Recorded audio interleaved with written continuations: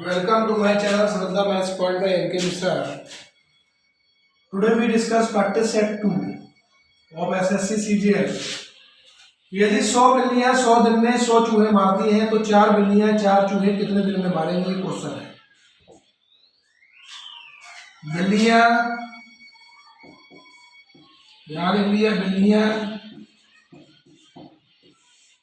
बिल्लियों के बाद चूहे और उसके बाद लिखिए दिन। तो बिल्लियां कितनी है? 100।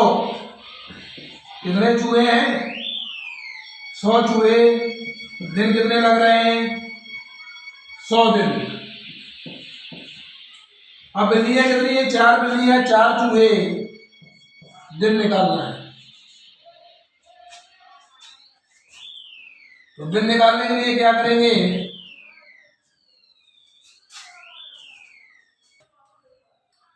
दिनों की संख्या निकालने के लिए x/100 बराबर में 100/4 गुणित 4/100। 100 से 100 कट गया, 4 एकम 4 कैसे गुणा कराएंगे? x बराबर 100 एकम 100 दिन। देख सकते हैं 100 दिन किस ऑप्शन में हमें दिया गया है, तो 100 दिन D option is the correct answer of this question. Now question number 2। एक चरवाहा के पास 17 भेड़ थी। बहुत ही कंफ्यूजन का क्वेश्चन है। एक चरवाहा के पास 17 भेड़ें थी, उनमें से 8 को छोड़कर सब मर गईं। अब उसके पास कितनी भेड़ शेष हैं? 17 0 8 9। 8 को छोड़कर सब मर गई, यानी कि 8 को छोड़कर मरी है ना, तो 8 ही भेड़ शेष हैं। तो इसका C option is the correct answer of this question. Question number 3। जब किसी संख्या को 3 से विभाजित किया जाता है, मान लीजिए कोई संख्या है, 3 से जब विभाजित किया जाता है तो शेष 2 आता है। तो शेष आपको पता है यहाँ पे आता है, तो शेष 2 आता है। फिर जब भागफल को, मान लीजिए कि ये कोई भागफल है, फिर जब भागफल को 7 से विभाजित किया जाता है, 7 से भागफल को विभाजित करना है, तो शेषफल 5 आता है। तो किस 7 में किस संख्या का भाग दें कि 5 बचे? तो देख सकते हैं 7 से बड़ी संख्या 12 है, 7 एकम 7, शेष बच रहा है 5। तो 12 यहां पे आना चाहिए।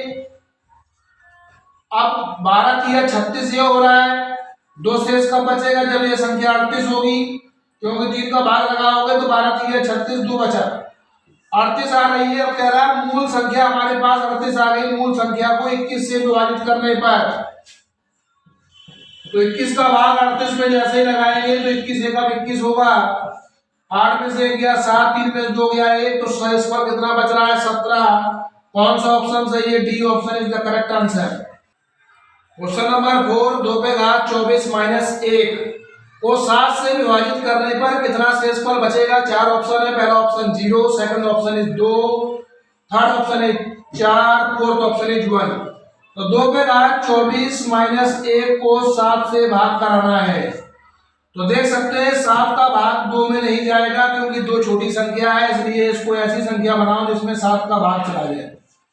तो इसको हमने लिख दिया 2 पे घात 3, और ये 24 बनाने के लिए 3 में किसका गुणा करेंगे? 24 बन जाए, 3 अट्ठे 24 माइनस 1 बटे में कितना लिखा है? 7।